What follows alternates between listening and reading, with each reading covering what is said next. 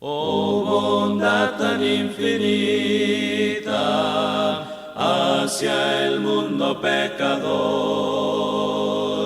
Dios en Cristo revelando.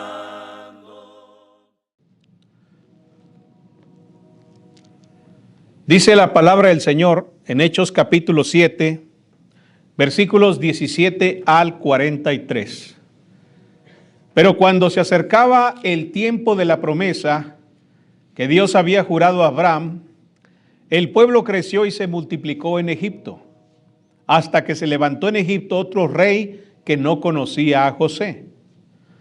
Este rey, usando de astucia con nuestro pueblo, maltrató a nuestros padres a fin de que expusiesen a la muerte a sus niños para que no se propagasen. En aquel mismo tiempo nació Moisés, y fue agradable a Dios, y fue criado 3 meses en casa de su padre.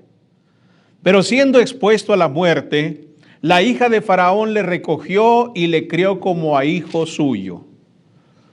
Y fue enseñado Moisés en toda la sabiduría de los egipcios, y era poderoso en sus palabras y obras.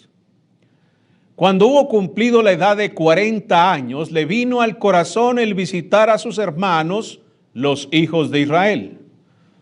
Y al ver a uno que era maltratado, lo defendió, e hiriendo al egipcio, vengó al oprimido. Pero él pensaba que sus hermanos comprendían que Dios les daría libertad por mano suya, mas ellos no lo habían entendido así. Y al día siguiente se presentó a uno de ellos que reñían y los ponía en paz diciendo: varones hermanos sois, ¿por qué os maltratáis el uno al otro? Entonces el que maltrataba a su prójimo le rechazó diciendo: ¿quién te ha puesto por gobernante y juez sobre nosotros? ¿Quieres tú matarme como mataste ayer al egipcio? Al oír esta palabra, Moisés huyó y vivió como extranjero en tierra de Madián, donde engendró 2 hijos. Pasados 40 años, un ángel se le apareció en el desierto del monte Sinaí en la llama de fuego de una zarza. Entonces Moisés, mirando, se maravilló de la visión, y acercándose para observar, vino a él la voz del Señor: yo soy el Dios de tus padres, el Dios de Abraham, el Dios de Isaac y el Dios de Jacob. Y Moisés, temblando, no se atrevía a mirar. Y le dijo el Señor: quita el calzado de tus pies, porque el lugar en que estás es tierra santa. Ciertamente he visto la aflicción de mi pueblo que está en Egipto, y he oído su gemido, y he descendido para librarlos. Ahora pues ven, te enviaré a Egipto. A este Moisés, a quien habían rechazado diciendo: ¿quién te ha puesto por gobernante y juez? A este lo envió Dios como gobernante y libertador por mano del ángel que se le apareció en la zarza. Este lo sacó habiendo hecho prodigios y señales en tierra de Egipto y en el Mar Rojo y en el desierto por 40 años. Este Moisés es el que dijo a los hijos de Israel: profeta os levantará el Señor vuestro Dios de entre vuestros hermanos, como a mí, a él oiréis. Este es aquel Moisés que estuvo en la congregación en el desierto con el ángel que le hablaba en el monte Sinaí y con nuestros padres, y que recibió palabras de vida que darnos, al cual nuestros padres no quisieron obedecer, sino que le desecharon, y en sus corazones se volvieron a Egipto. Cuando dijeron a Aarón: haznos dioses que vayan delante de nosotros, porque a este Moisés que nos sacó de la tierra de Egipto no sabemos qué le haya acontecido. Entonces hicieron un becerro y ofrecieron sacrificio al ídolo, y en las obras de sus manos se regocijaron. Y Dios se apartó y los entregó a que rindiesen culto al ejército del cielo, como está escrito en el libro de los profetas: ¿acaso me ofrecisteis víctimas y sacrificios en el desierto por 40 años, casa de Israel? Antes bien llevasteis el tabernáculo de Moloch y la estrella de vuestro dios Ranfán, figuras que os hicisteis para adorarlas. Os transportaré pues más allá de Babilonia. El tema que vamos a estar considerando se titula La resistencia del pueblo al propósito divino. Mis hermanos, estamos continuando con el mensaje de Esteban ante el concilio. Él está predicando. Llegamos ahora a uno de los tramos más densos y dolorosos de la historia espiritual del pueblo de Israel. En Hechos capítulo 7, versículos 17 al 43, Esteban expone con una precisión que solo el Espíritu puede inspirar el patrón repetido de resistencia que el pueblo mostró frente a los propósitos de Dios. Esta sección es el corazón acusador de su mensaje, porque demuestra cómo es que el pueblo trató históricamente a los libertadores, a los profetas y a los que eran enviados por Dios. Ellos no los recibieron, más bien los rechazaron, los cuestionaron y finalmente sustituyeron la gloria divina con ídolos hechos por sus propias manos. Entonces, este sermón nos ayudará a ver con claridad tres verdades esenciales. En primer lugar, el pueblo rechazó repetidamente al libertador que Dios envió. En segundo lugar, Dios insistió en su llamado aun cuando el pueblo insistió en resistirse. Y en tercer lugar, la rebelión del corazón culminó en la idolatría, manifestación suprema del rechazo al propósito divino. Esteban no cuenta esta historia como un historiador distante, sino como un profeta que sostiene un espejo delante de los jueces y les dice: esto que han hecho sus padres es exactamente lo que ustedes están haciendo hoy. Y si somos honestos, también lamentablemente es lo que muchos hacen actualmente, incluso en las iglesias. Con mucha más frecuencia de la que nosotros pudiéramos pensar, hoy se sigue resistiendo la voz del Espíritu. Se sigue rechazando la corrección de la palabra y seguimos levantando becerros modernos que sustituyen la devoción que deberíamos tener por nuestro Creador. Caminemos entonces por este pasaje con humildad y con deseo de escuchar lo que el Señor tiene para enseñarnos en esta ocasión. En primer lugar, en los versículos 17 al 29, vemos cómo el pueblo rechaza al libertador que Dios le envía. Esteban comienza este segundo movimiento recordándonos que a medida que se acercaba el tiempo del cumplimiento de la promesa, Dios levantó a Moisés.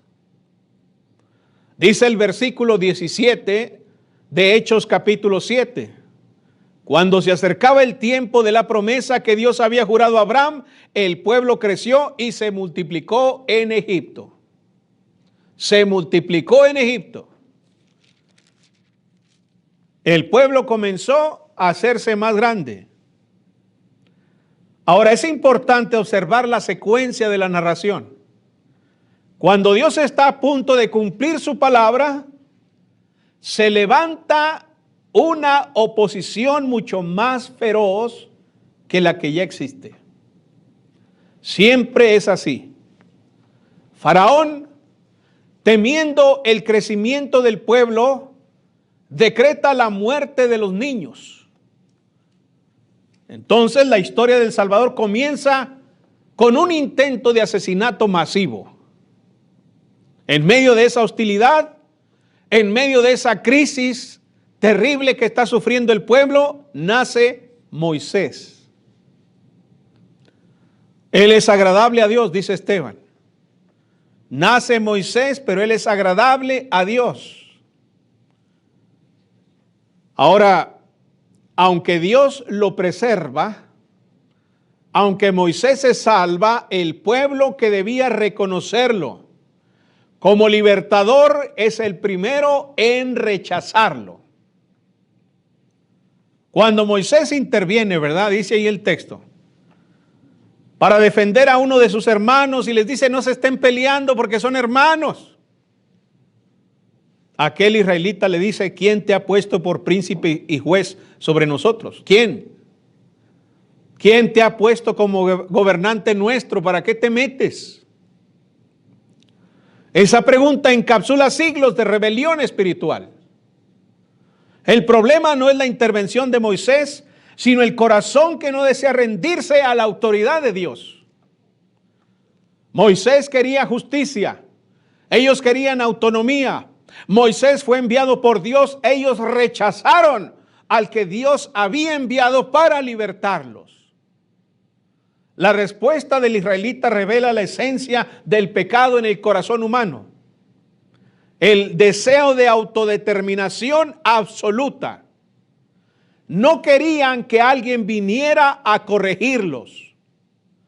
Preferían continuar en su opresión antes que someterse a un libertador. Y así, el mismo pueblo que lloraba bajo el yugo del faraón no toleró la idea de que Dios escogiera a alguien para libertarlos y para guiarlos. Mis hermanos, ¿no es eso también lo que ocurre cuando la palabra nos confronta? ¿No es esa la reacción primaria que viene al corazón? ¿Cuántas veces rechazamos el consejo bíblico? Porque hiere nuestro orgullo, porque lastima nuestra comodidad. ¿Cuántas veces resistimos a quienes Dios pone delante de nosotros para guiarnos, para corregirnos, para edificarnos? Porque después de todo, la palabra para eso es. ¿Para qué es la Escritura? Para enseñar, para corregir, para instruir. ¿En qué? En justicia. ¿Para qué es un predicador? Pues el predicador reprende, exhorta con toda paciencia y doctrina. Pero cuando escuchamos la palabra de Dios que afecta nuestros intereses, nuestra comodidad, nuestro orgullo, entonces no queremos la guía, no aceptamos la corrección, no queremos la edificación. El corazón humano sin la obra del Espíritu siempre responde igual. ¿Quién te ha puesto por juez sobre mí? Y déjeme decirle que yo he escuchado muchas veces esa pregunta. Cuando exhorto, cuando amonesto a alguien, cuando le digo que ese camino es incorrecto, cuando le explico que esa acción que está llevando a cabo es pecado y cuando le digo que deje de hacer esa práctica, la respuesta es: ¿y quién te puso a ti por juez? ¿Quién eres tú para decirme cómo vivir, para decirme cómo conducirme? Bueno, ahí está. Es exactamente lo que están diciendo estos a Moisés. ¿Quién te puso por gobernante nuestro? No quieren la guía, no quieren la instrucción, no quieren la justicia. Moisés huye porque le da temor, ¿verdad? Cuando le dice a aquel: ¿no mataste tú al egipcio? ¿No fuiste tú el que cometió ese crimen? Pero Moisés huye, hermanos, no porque tenga un llamado, sino porque el pueblo no está preparado para recibirlo. Moisés se queda en medio. Ya no puede estar con los egipcios porque ha matado a uno. Pero los suyos tampoco lo reciben. Tampoco están listos para que él sea su guía, su libertador. La obra de Dios se retrasa no por la incapacidad del libertador, sino precisamente por la resistencia del pueblo hasta este momento. Entonces, la resistencia del pueblo al propósito de Dios se ve reflejada precisamente cuando rechazan al libertador que Dios envía.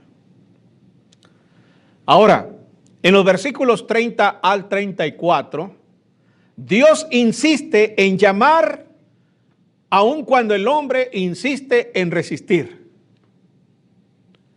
A los 40 años, Moisés se encuentra en el desierto, lejos del pueblo al que debía liberar. Desde la perspectiva humana, la misión parece perdida, ¿no? 40 años. Quizás algunos ya ni se acuerdan de Moisés. Ya no saben dónde quedó. Quizás lo dan por muerto. Pero no está muerto. El libertador, simplemente, desde la perspectiva humana, alguien podría pensar, el libertador falló, el pueblo lo rechazó y la oportunidad se esfumó. Ya han pasado 40 años. Pero los caminos de Dios no se interrumpen por la resistencia humana. Cuando el hombre abandona, Dios persiste. Cuando el hombre huye, Dios busca. Cuando el hombre se equivoca, Dios endereza el rumbo. Y a los 40 años aparece la zarza ardiente. Dios llama a Moisés por su nombre, lo convoca, lo instruye, lo envía, lo comisiona. El libertador regresará, pero no ya confiado en su habilidad física, ya no confiado en su autoridad política, ya no confiando en su fuerza, sino sostenido por la presencia y por la voluntad de Dios. La zarza ardiente es el símbolo perfecto de la fidelidad de Dios. Una llama que no consume, un fuego que no se apaga, una voz que llama aunque el hombre se haya alejado con rebeldía. El Señor le dice a Moisés, he visto, conozco, sé lo que pasa con mi pueblo y he descendido ¿para qué? Para liberarlos.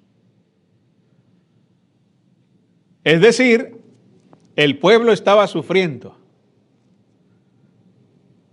pero su resistencia inicial no anuló la compasión divina. Qué grande es la compasión de Dios.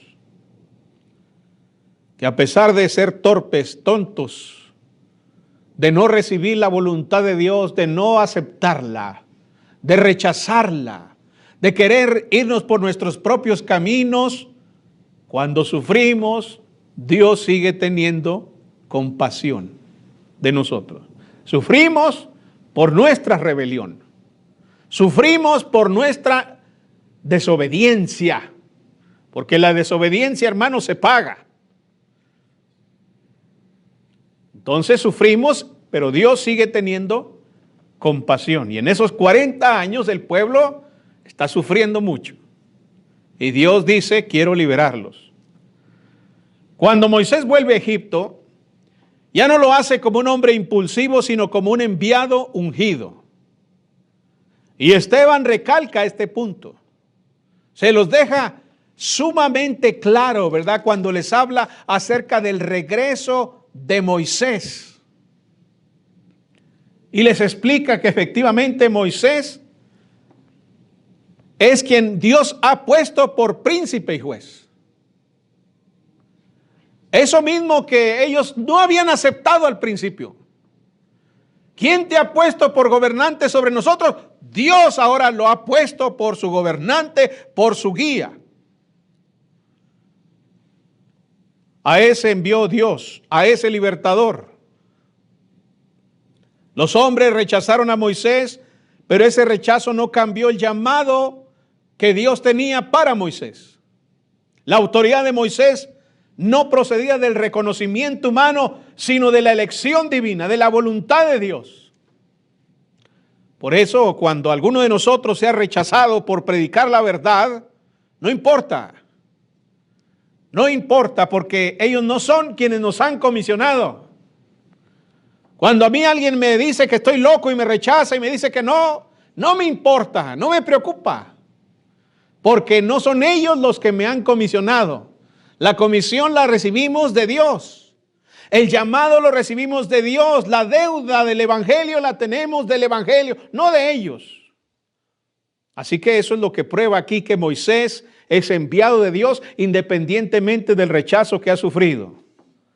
Esto debe darnos un profundo sentido de reverencia, hermanos.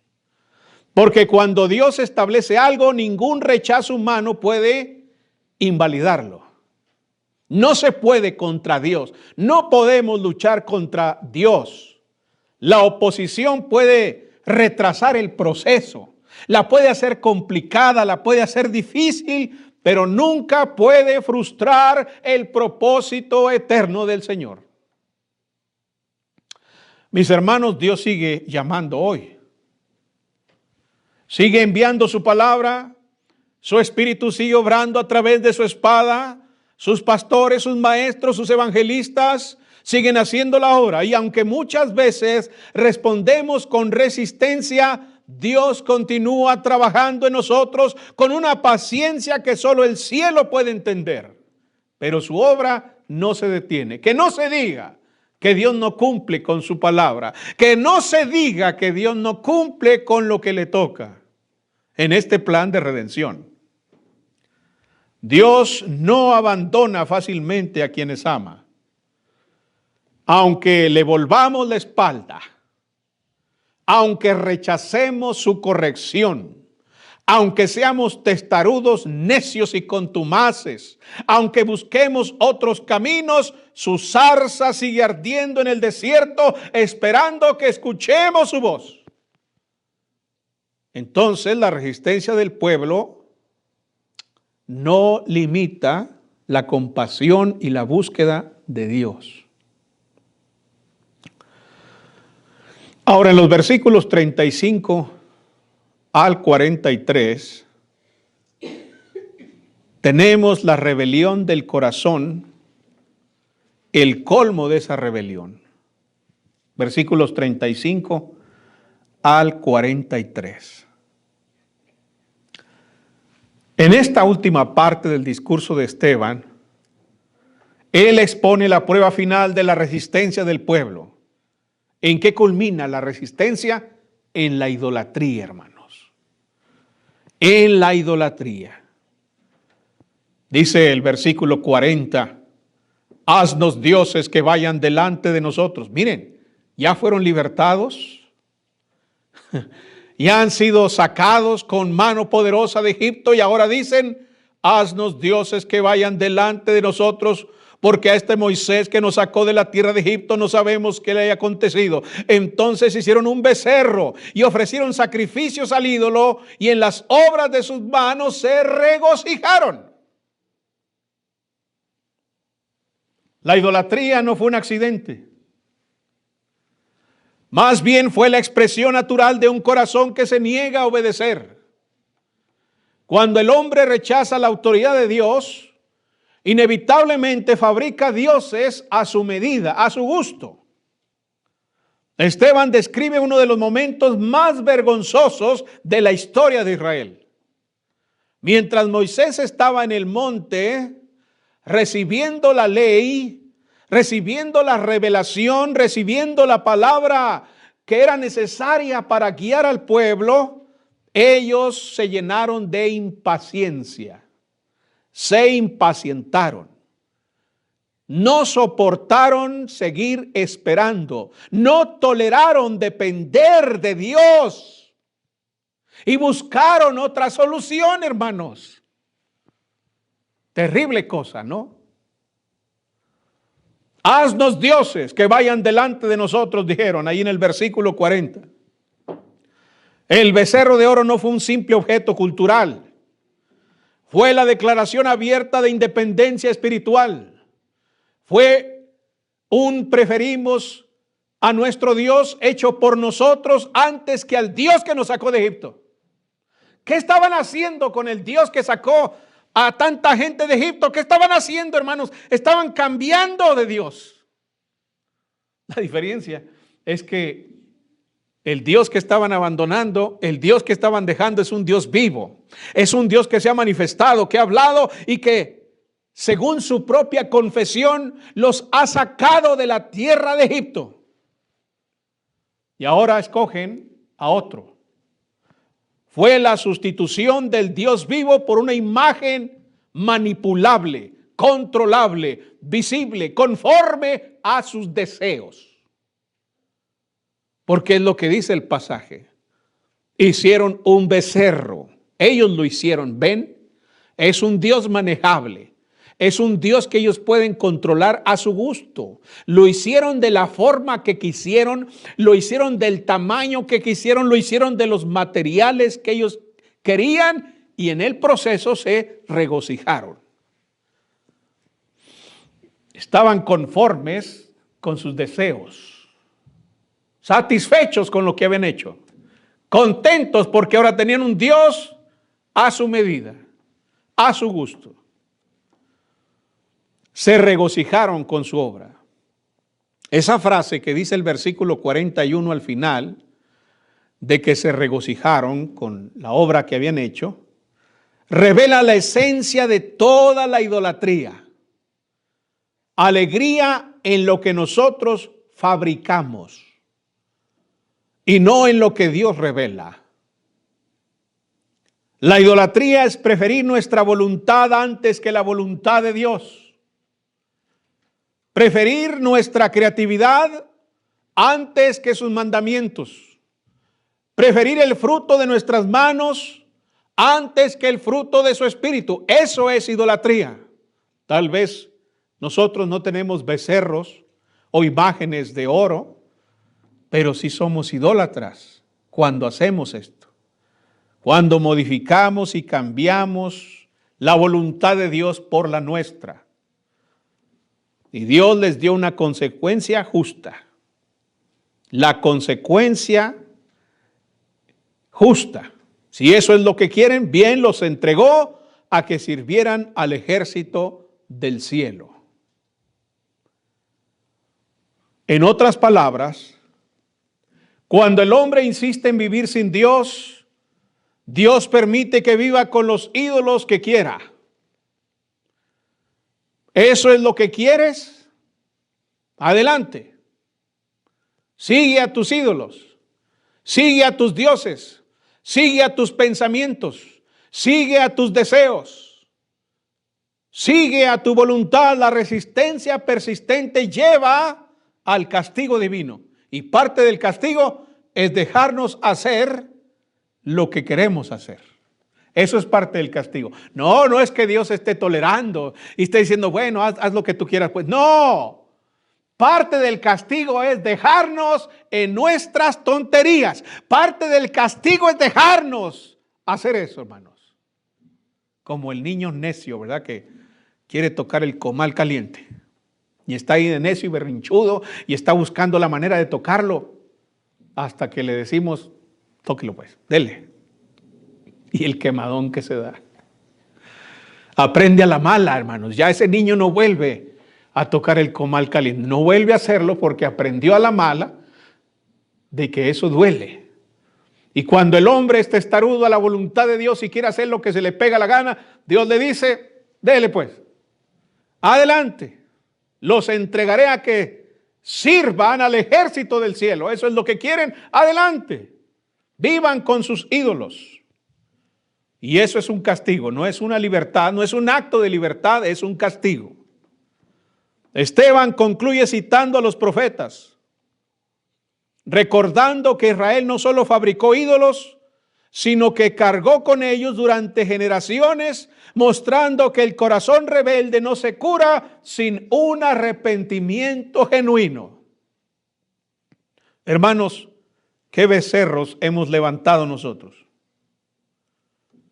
¿Qué cosas hechas por nuestras manos ocupan el lugar del Dios viviente? No necesitan tener forma de oro, pueden ser tradiciones, pueden ser comodidades, pueden ser estructuras, orgullo, hábitos, amistades, relaciones. Cualquier cosa que sea contraria a la voluntad de Dios y que defendamos más que los mandamientos de Dios, entonces usted ahora ha levantado un becerro para adorarlo. Y Dios lo va a dejar que lo haga. Si es orgullo, Él va a dejar que usted siga siendo orgulloso. Si es alguna estructura, alguna amistad, alguna relación ilícita, Dios lo va a dejar para castigarlo. porque es un castigo, no una libertad. La idolatría moderna no tiene figura visible, hermanos. Tiene raíces profundas en el corazón del hombre. El corazón que resiste la corrección divina termina adorando algo más que a Dios para su propia perdición. Porque esa libertad no lo es castigo. Entonces, hermanos, en este pasaje, Esteban muestra que la resistencia del pueblo no fue un evento aislado, sino un patrón persistente. Rechazaron a Moisés antes de que fuera libertador, rechazaron su liderazgo en el desierto y rechazaron la presencia divina fabricando ídolos. ¿Ven? La resistencia fue persistente. Y ahora, delante del concilio, Esteban deja claro que ellos habían repetido exactamente lo mismo, pero con Cristo. El libertador fue rechazado. El Hijo de Dios fue despreciado y finalmente el Hijo de Dios fue crucificado.